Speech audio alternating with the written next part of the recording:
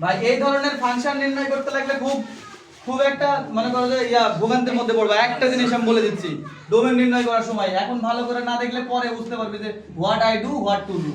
এখন দেখো -2, এখন দেখো এরকম ফাংশন যদি দেওয়া থাকে তাহলে এটার ডোমেন কত? ভাই তোমার কথা হতে পারে যে আমি এখানটায় যা ইচ্ছা তাই এন্ট্রি দিতে পারি, যা ইচ্ছা তাই।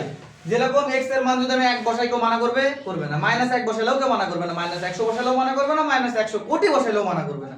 যেহেতু মানা করবে না তার মানে ডোমেনটা হলো কি প্লাস ইনফিনিটি থেকে মাইনাস ইনফিনিটি। বিষয়টা এরকম হচ্ছে তো, কিন্তু না ভাই হাসার জায়গা না তো, এটা হাসার ব্যাপার না রাহুল ভাই,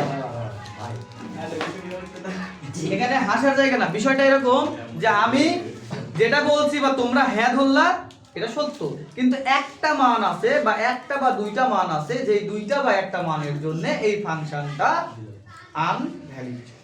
ভাই সেই মান দুটো কি দেখো খেয়াল করে, এখানটায় নিচে কখনো 0 হলে একটা জিনিস মনে করো, উপরে পাইছি আমি 500, নিচে 0, মান কত?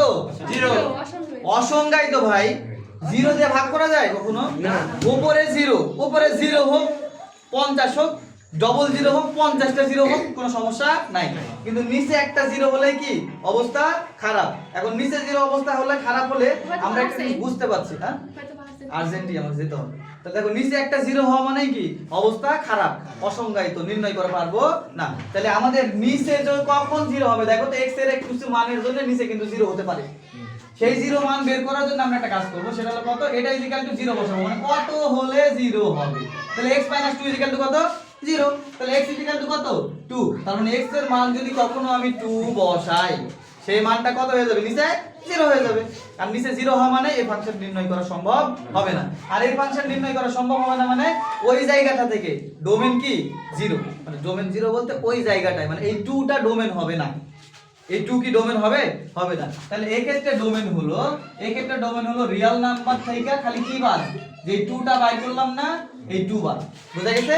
এই রিয়েল নাম্বার থেকে 2 বাদ। এরকম যদি আমি নিচে কোনো ভগ্নাংশও আসে সেই ভগ্নাংশটা শুধুমাত্র বাদ হবে। রিয়েল নাম্বার মানে কি? বাস্তব সংখ্যা। বাস্তব সংখ্যা কি? প্লাস মাইনাস সবগুলাকেই বলা হয়, শূন্য সহ সকল ধনাত্মক এবং ঋণাত্মক সংখ্যাকে বাস্তব সংখ্যা বলা হয়। তাহলে এই বাস্তব সংখ্যা থেকে খালি কি বাদ যাচ্ছে? 2 বাদ যাচ্ছে। তাহলে এই 2 ছাড়া বাদ বাকি সবগুলাই হলো ডোমেন।